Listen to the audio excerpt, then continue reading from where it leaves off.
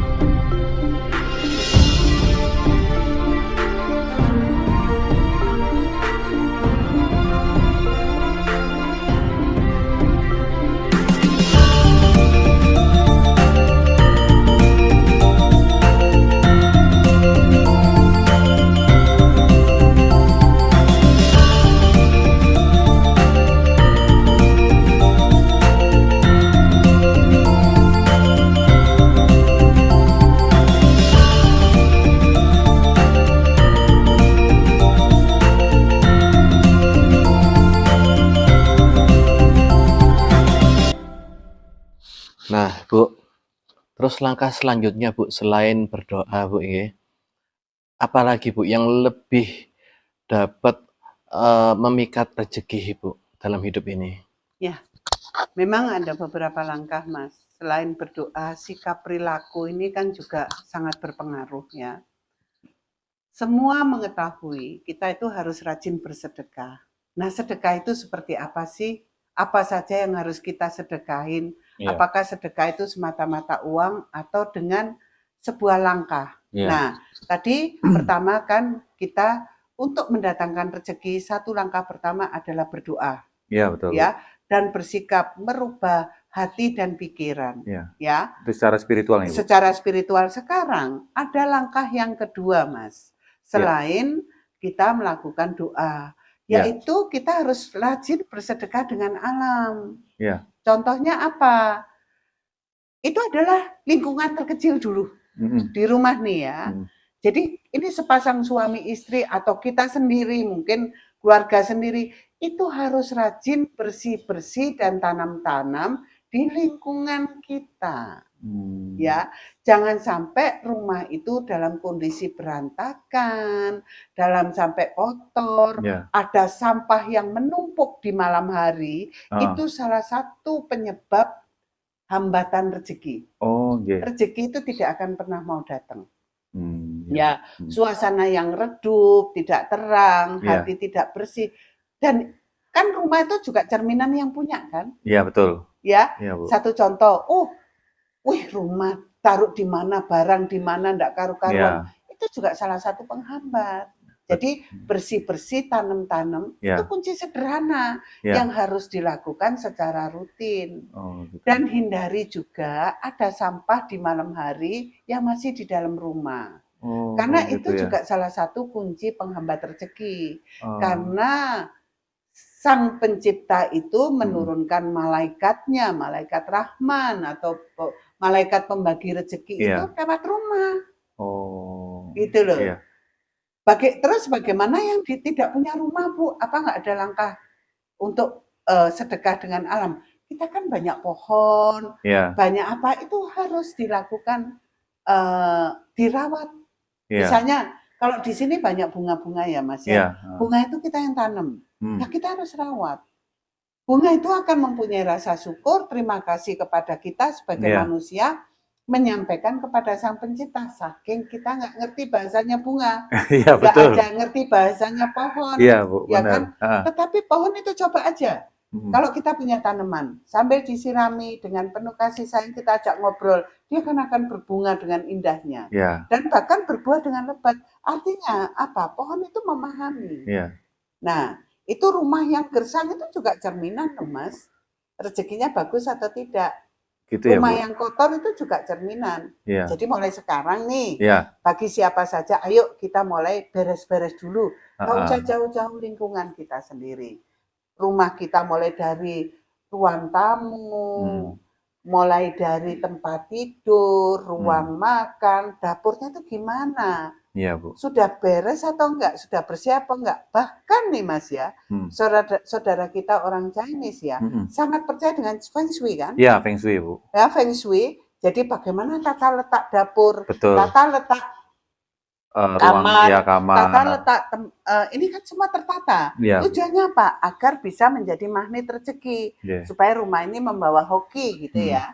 Nah, nggak boleh sembarangan. Nah, kalau sudah oke, semua sudah baik, tapi kalau nggak dirawat, ngisami mawon. Ya, betul, gitu ya. Jadi artinya bahwa sedekah ini kan sederhana, nggak perlu modal. Hanya mau meyakini dan melaksanakan. Ya, betul. Lakukan secara rutin, baik mulai pagi sampai menjelang tidur. Ini tugasnya nomor 1, tugasnya istri. Tugasnya istri ya, Bu?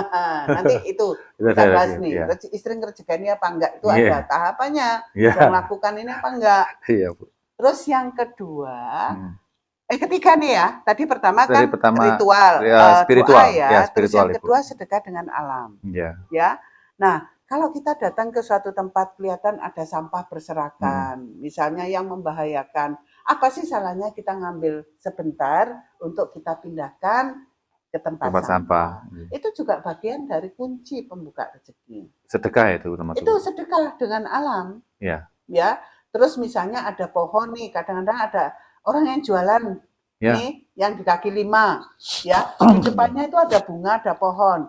Cobalah sedekah dengan alam di situ. Kasihlah dia disiram dengan air, dijaga lingkungan kebersihannya. Itu juga jadi magnet rezeki, Mas.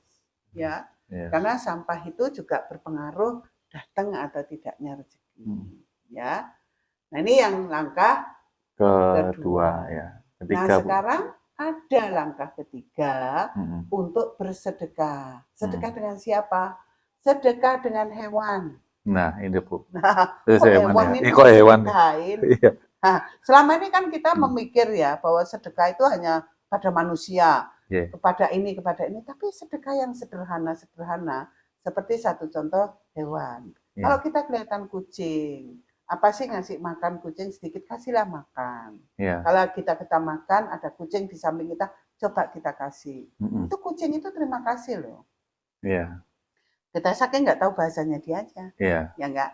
Terus kalau orang Chinese nih kan sering function ya. Orang Chinese kan sering function, suruh lepas burung, lepas ikan, lepas binatang-binatang. Itu tujuannya sebenarnya kuncinya pembuka rezeki.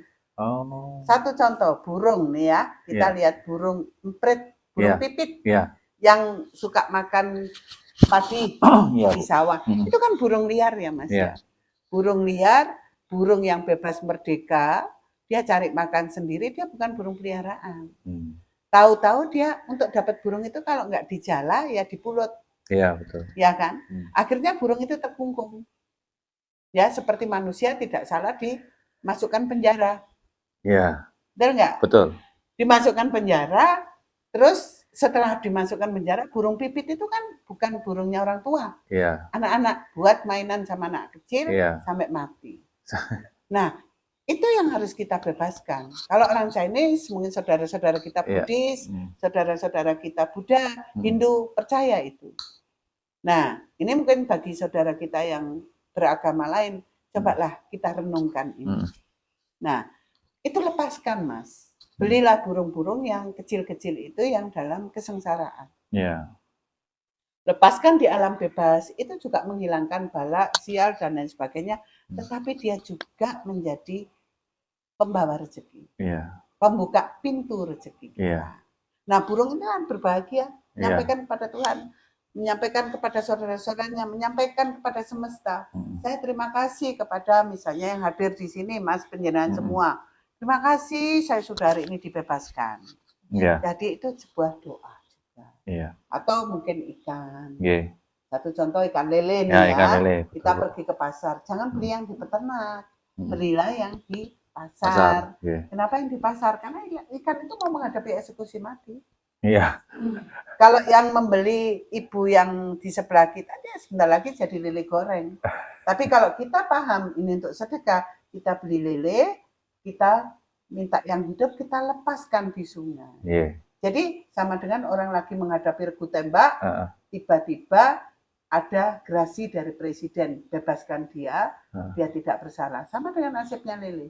Dan dia akan berbahagia, dan nanti dia akan beranak pinak, Mas, dan dia akan menyampaikan berita ini kepada semesta dan kepada sang yang menciptakan Lili. Iya. Ini salah satu kunci rezeki, Mas. Jadi kalau kita lagi seret, ya itulah yang harus dilakukan. Iya, Ini Bu. kadang-kadang kan nggak dipahami, Mas. Betul, betul Ibu. Dipikir kalau sudah sedekah, saya sedekah sama manusia saja. Loh, Iya. hewan itu juga ciptaan Tuhan. Iya. Dia bisa menyampaikan kepada sang penciptanya. Saking kita tidak diberi kemampuan ngerti bahasanya saja. Benar. Nah, dia akan menjadi bermiliar-miliar lele, dan itu karena pertolongan kita. Oke. Terus terakhir, Iya. itu adalah sedekah dengan anak kecil-kecil. Oke. Kenapa sih anak kecil? Iya. Anak kecil itu polos, Mas. Iya. Anak kecil itu bahagia. Begitu dikasih, satu contoh nih, anak kecil kita ya, misalnya dia nggak punya, lagi lapar nih, anak jalan sekolah nih ya, siang kita ketemu jalan-jalan di desa, gitu. Tiba-tiba dia pulang sekolah, dia dalam posisi kepanasan, mungkin kita bisa memberikan sedikit rezeki kita kepada dia, kita kasih 10.000 aja pada dia. Nah ini buat beli es, itu dia betapa jingkrak-jingkraknya. Iya, Bu. Dia itu menunjukkan rasa syukur, polos, tanpa embel-embel. Iya. Jadi sedekah sama anak kecil itu kuncinya banyak. Iya. Kenapa kok anak kecil? Karena yang ngomong dia, sedulurannya dia, kaki among ini among yang ngomong dia itu matur nuwun. Iya. Dan itu bagian dari mendoakan kita. Terutama anak yang 9 tahun ke bawah. Misalnya anak ini nggak punya sepatu, ya toh, kita ada rezeki, kita belikan sepatu. Wah, ini dikenang kamu seumur hidup sama dia. Anaknya orang nggak mampu, ya kan? Jadi anak kecil ini pantut kita sedekahi. Dan nggak perlu banyak. Mungkin hanya dikasih permen, dikasih coklat, atau dikasih kue, atau dikasih uang sedikit aja, dia udah happy. Ini mendoakan kita tanpa disadari. Terus, dia satu lagi kepada siapa sedekahnya? Kepada orang tua yang sudah tidak mampu bekerja. Para lansia nih. Lansia, Bu. Ada orang lansia karena dia sudah tidak mampu bekerja dan last minute sebenarnya. Kalau di bahasa kedokteran udah post terminal. Jadi menjelang dia hanya menunggu. Itu wajib kita santuni. Wajib kita santuni, dia udah nggak butuh apa-apa kok. Paling butuhnya apa? Mungkin kalau dia udah punya uang, dia nggak butuh uang kita. Apa perhatian kita? Kita kasih sayangin dia. Gitu. Itu sudah salah satu bagian dari sedekah. Atau kalau memang orang itu tidak mampu bekerja dan tidak mampu, itu wajib kita santuni. Itu yang utama. Jadi kita itu mulai sekarang bergurulah beliau-beliau ini. Terus satu lagi, siapa yang harus disedekahi? Orang yang sedang terlilit hutang berat. Gitu ya, Bu? Ya. Hutang. Loh, Bu, orang ini dulu kan orang kaya raya, Bu. Iya. Masa orang ini pantas disantuni, masih ada orang lain yang butuh kok. Kenapa harus orang terlilit hutang? Iya. Nah, itu butuh disantuni. Kan salahnya sendiri, Bu. Ya, itu salahnya sendiri. Kita memberikan pelajaran. Ini buat beliau, agar beliau-beliau yang dulu salah jalan, melakukan pertobatan dengan cara halus. Kita kasih apa? Mungkin kelihatannya rumahnya bagus, tapi semua sudah dalam ancaman bank. Mungkin dia sudah tidak punya apa-apa, tapi semua sudah dia betul-betul tiap hari dideketi debt collector terus menerus, ya kan? Hidupnya penuh penderitaan. Kasihlah santuni. Paling apa? Kadang-kadang dia ditengok dia mungkin nggak mampu makan. Ya itu kita kasih sedekah, walaupun itu sekedar sembako. Atau mungkin kalau kita nggak punya itu, kasihlah solusi. Ya, kita temani, kita bantu untuk carikan solusi. Itu juga akan menyelesaikan persoalan kita. Setelah kita menyelesaikan orang lain, itu juga menyelesaikan persoalan kita. Jadi itu Mas, jadi 4 langkah ini. Itu bagian dari kunci-kunci pembuka rezeki, kunci magnet rezeki kalau kita lakukan dengan tulus. nanti pasti ada lagi loh. Masih ada lagi ya? Berikutnya. Nah, ini. Jadi kita tunggu. Hmm. Nih, ada beberapa karena bicara rezeki itu panjang. Ya. Kalau kita harus tunggu untuk Hmm. di berikutnya ya. Ya. Oke. Oke, Kita Bu. tunggu. Makasih, Bu. Kita tunggu di episode selanjutnya. Rahayu. Rahayu.